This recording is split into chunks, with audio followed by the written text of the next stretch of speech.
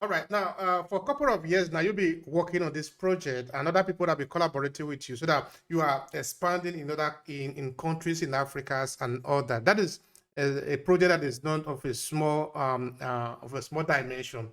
So, tell me, what has been the challenges so far? Because you don't want to tell me that everything has been rosy all along. So, share those one with us. We want to hear about it. Well, if I said I was rosy, if it was rosy, I would be lying to you. And I would be lying on a level that is not even necessary, not, let alone needed. Nothing worthwhile is not worth working for. Not worth working for. So what I say that, and I always lead in with that, is to say that if we didn't have a struggle, I would be concerned. If there wasn't a hiccup somewhere, then that means that either we're getting too complacent or we're comfortable where we are and we're not growing. So if things are not challenging us every day, then there's something wrong with this picture. And I'm going to call it out in that accountability that I have. With that said, the challenges that we face day to day is not being able to, like I said, be in all countries. Afghanistan needs us now and we're not there. So it bothers me sometimes because it makes me believe that if we're not there where we're needed, how functional and how effective are we really? And I say that because we were in Ghana when it was necessary. We were in Nigeria when it's needed now, and that's where we're functioning in. And we're opening a place in Kenya now. We're looking at a few people for that position, and for East Africa. And then we're going to be looking at South Africa because we need a voice there. But we're doing this strategically so that we have a place for everybody to have their voice. And I say this because the challenges in each of the areas are needed. Right now in Guinea, I can't really speak on that because it's a military thing, and the coup is not something we're able to talk on right yet. But the challenges in Guinea is now we need a representative in Guinea. And we can't get in there to have a representative because of what's going on. So like we're where we're supposed to be and we're growing, but like in the areas that we really need to be in, we can't get in there to really be an equitable force. Afghanistan, the Department of Defense of the United States is not even allowing us to do business with Afghanistan just yet, because they're saying that they're trying to stabilize everything and make sure that we're not conspiring with the Taliban and that our business is legit and that type thing. So we can't even get in there. Same thing with Guinea. We can't even do business there now. We can't fly in there. They won't stamp our passports. We can't travel there. Nothing that we can do that would affect change can we do it right now. So what we're doing is we're doing a lot of behind the scenes work. So the challenge now is to get voices that we need behind the scenes to do the work so that when we're ready, boom, we just put them in place and we have a reputable force. So getting people that are not grabbing at what we're doing and trying to benefit from it. We had a young lady that disguised herself as somebody that was from Afghanistan that needed help. She came to me on Thursday. And I remember telling her on Thursday that I would say a prayer for her when I go to prayer on Friday, because Friday is my prayer day. And I remember telling her I'm going to make dua for her. And I remember her coming back on Thursday night saying, don't forget to make dua. And can you host us to come to the United States? Can I host you? And she said, yeah, we need sponsorship. And do you have a man there that can marry us? And so that we can come to, I was like, oh, whoa, wait a minute. Come to find out where she is, because, we're able to check IP addresses now to show where you are. Where she was like in an area that was so far removed. It's almost like, how the trouble is in North Nigeria. She was in Lagos. Like so far removed from the problem, but yet she was asking, oh, I'm a victim of Afghanistan's trial, the Taliban and all this other.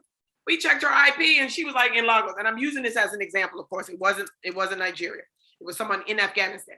But she was trying to say that she was from up north and she was one of the people that was needing help. And she lived in Lagos. Like, how are you doing that?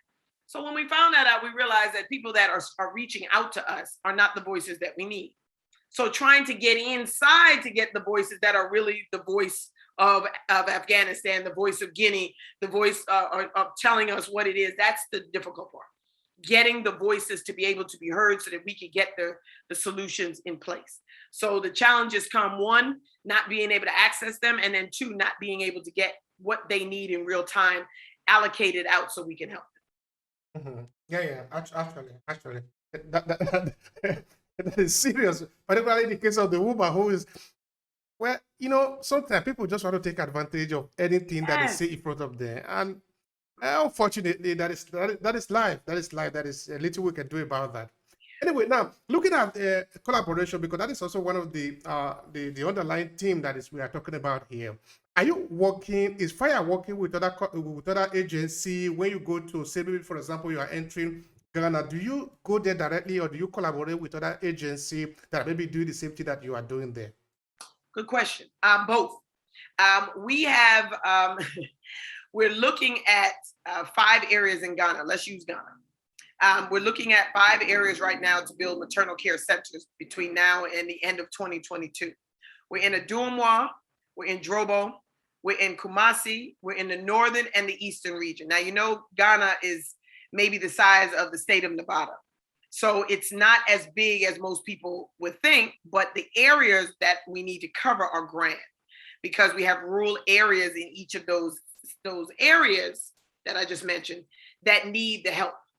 So in using Ghana for this example, for this question, we are pairing with organizations that are already on the ground that will be our foot soldiers to be able to assimilate this plan of action and at least the logistics of it and the infrastructure of it.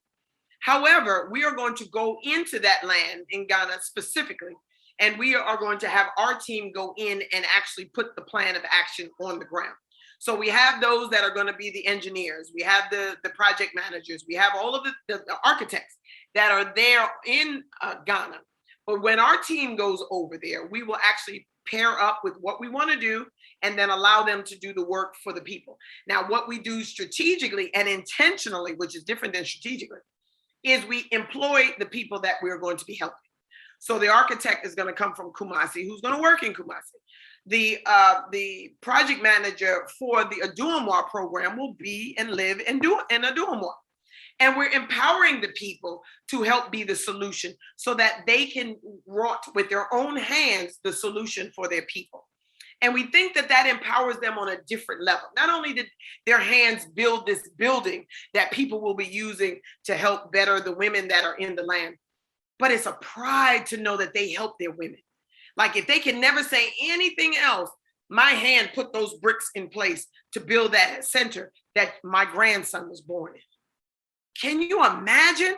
Can you imagine saying that this man who couldn't really do anything to help his daughter or his granddaughter, he was able to see his granddaughter be born in this hospital because of what he did, how he helped build it? Oh my gosh, like that's a pride that only somebody that has been in that space can appreciate. And this is what we're meaning to do, to be that solution. So that man 20 years from now can say, I watched my granddaughter be born and she came home and she's healthy. My daughter's healthy. And now my granddaughter is getting in trouble in the village and making havoc. But your granddaughter is alive to do that. Oh my gosh, like that is such the goal for us, to be able to have people of that area do for their own and then be able to reap the benefits long term. Oh my God, you talk about a goal, like that is win-win-win. Even if I'm not here, if I return to my Lord tomorrow, that is going to be something that I just can't be happy enough for. Absolutely. Now, talking about the logistics, because now you are entering into another territory, definitely, even though you are going there to help, there must be some bureaucratic bottleneck, they usually will call it, though. How do you go about it? How easy is it for you to penetrate into a country, even though you are going to help? Oh, brother, look, this is the easiest. I didn't think it was going to be this easy. I promise you. And before God, I did not know it was going to happen this way. We started in Nigeria, working on the plan, and it fell through because of logistics and what was happening with the elections at the time. We were going to South Sudan because then is when they were becoming a country, and they were wanting. This was like 2011? They became a country. And then we were trying to get in there because we figured that the government needed it. It's a brand new country. They're going to need hospitals, So we were trying to get in there. And then this little thing came up and they said that they were going to try to establish themselves and then bring other people in. So we were like, okay, we'll give you time. Then this thing called Ebola came up. And then that's like 2013. So we were like, oh my gosh, we can't even do anything on the ground. So what I realized is that people started coming back to us. Gambia, of course, was the hometown where we started to do this, so because we knew that this is what we were going to do and how we were going to do it. And then we settled on that. We used that as our home front. Then, of course, Nigeria came back, South Sudan came back, and then other countries were coming. Then they started talking to each other. A young lady that was in South Sudan, who was from South Africa, brought the thing to Lesotho, which is a country in South Africa. She took that to a friend who was in South Africa. So now South Africa and Lesotho were conspiring. They came to me together. Then Ghana came to me because they heard about what was happening in Nigeria. And then we got, Tanzania and Cameroon and Guinea-Bissau and Burkina Faso and now Guinea and Conquer Guinea. So we were looking at all these areas that were just coming to us. So we saw, they always say word of mouth is the most effective marketing. Yes, that is so true. Countries were talking to each other. People in different countries who were connected to the government were talking to people in the government and saying, FIGHR is doing this. And they were coming. Wallahi, there was such a infiltration that it bogged my mind. We had like 10 and 12 countries we had to schedule interviews for. And then we got letters coming in, like, we want to invite you there. We want to, because everyone wanted to be, everyone wanted to be the first one. So instead of coming for a meeting, no, we're just going to invite you. We'll meet you when you get here, and they didn't even want to do a meeting. They just wanted to bring us on. So it was like a funny thing that we were looking at, like, we had like 4 letters and 6 Zoom calls. And we just saw it as a great benevolence that we were able to help and unify and solidify in the country. And we knew that, I'm sorry, I apologize. The prayer's coming in. I apologize. I didn't even realize that you can hear it, and I apologize. Okay. But the understanding was that they were coming in, and they were coming in droves. And this was such a phenomenal, I can't turn it off, sorry. But this is such a phenomenal thing that was happening to us that we realized that this is how we needed to continue. We needed to keep doing what we're doing, and people will come. We have a movie here in the United States called Field of Dreams. Mm-hmm. And the motto of that movie was, if you build it, they will come. And we realized that this was our field of dreams, and it literally is. So that's how we coin it now.